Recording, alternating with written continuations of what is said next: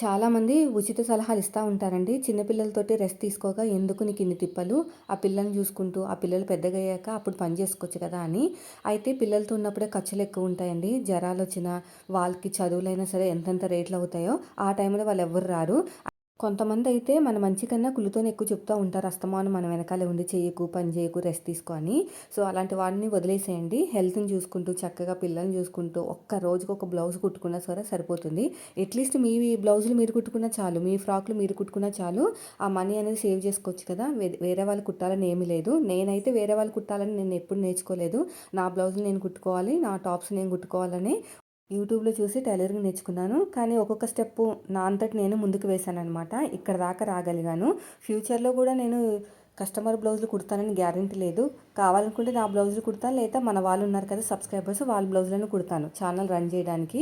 So, నా హెల్త్‌ని నేను బ్యాలెన్స్ చేసుకుంటాను.